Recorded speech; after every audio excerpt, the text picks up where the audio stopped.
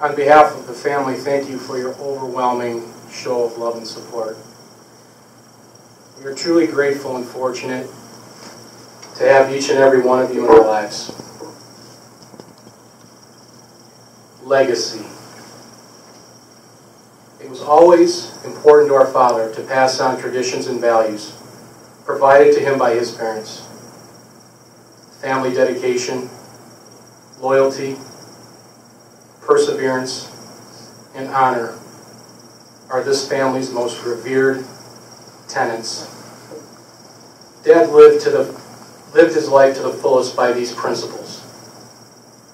He gave all of himself in everything he did and always endeavored to be the best that he could. He decreed in his final days that he had had a good life. I would like to share just a few highlights of that good life that speak to the measure of his character and how they played a role in his legacy. In 1967, Dad was the leader of a rock and roll band.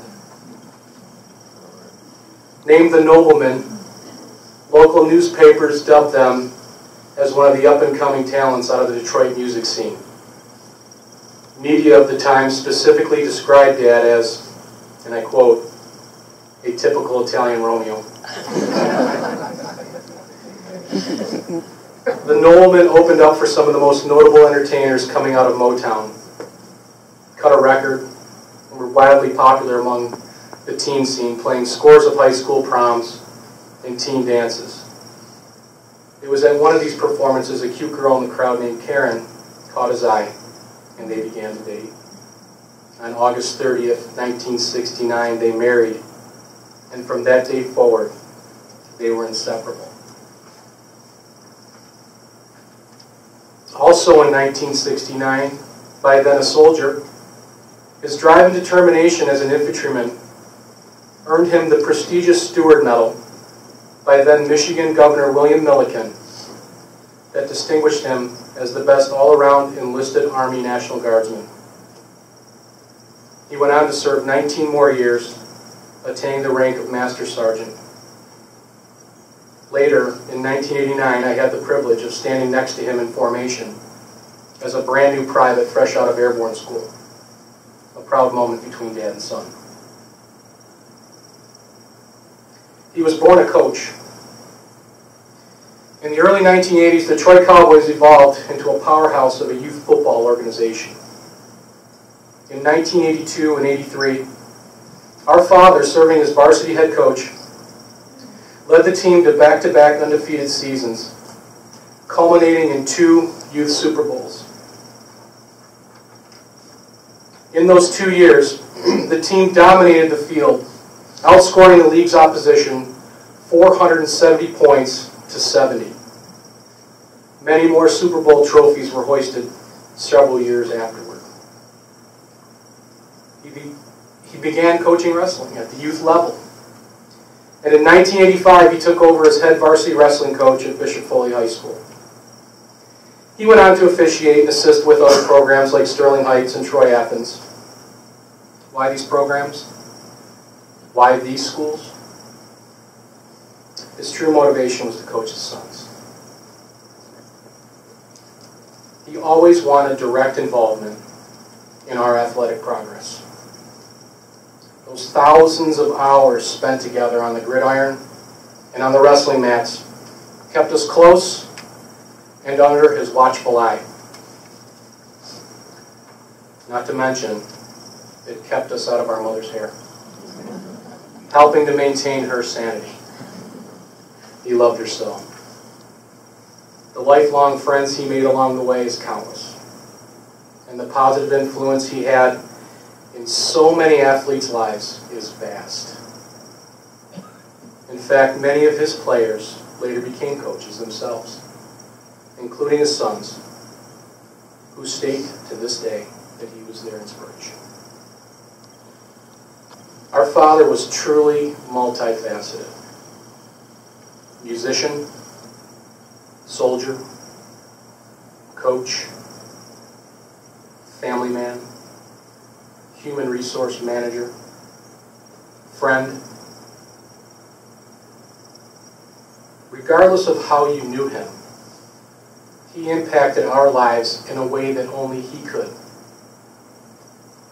As a musician, he gave us an appreciation for rhythm and melody, especially rock and roll. As a soldier, he taught us discipline, patriotism, and public service. As a coach, he inspired us to greatness with a fierce, respect all, fear none attitude. As a family man, he demonstrated what true love means between a husband and a wife, between parents and their children. As an HR professional, he imparted a strong work ethic and the importance of the work family. As a friend, he taught us that loyalty matters most. In his 8-year battle with cancer, he demonstrated strength, fortitude, and a love for life. Like his father and brother, he was a very tough man. When he was diagnosed with cancer, he told us that the Grim Reaper was going to have one hell of a fight on his hands. And fought he did. With God's will, he gave us 8 more precious years, which were not squandered. He embraced life and those around him to the fullest. We are all fortunate to have had him in our lives, and especially for us as our father. Since Dad rarely held back his emotion, his humor, and certainly what was on his mind, everyone around him knew his values and expectations. This is what I believe made his personality so magnetic. He lived by the credo, say what you mean and do what you say, which made him trustworthy and genuine. He was a people person and had an uncanny way of connecting with perfect strangers. He was not afraid to express his love to those he loved. These qualities paved his way to success in his professional and family life. The late great coach Vince Lombardi, whom my father studied and often quoted, said, "The measure of who we are is what we do with what we have." Dad was the embodiment of these words. He was blessed with many talents and attributes, and he used them to enrich the lives of others. Athletes, fans, friends, co-workers, and his family, especially his boys, held by him as his greatest accomplishment. He left us confidently knowing that his legacy will continue through us. His traditions and values instilled in us will be passed on to the next family generation, his beloved grandchildren. I would like to close with a message that he wrote for his grandchildren. I want you to always know who you are, where you came from, and where you should be headed in your life. You are loved. I am proud of you and hope for your wonderful future. It is hoped that you can carry out family traditions and love for family onward until the end of time.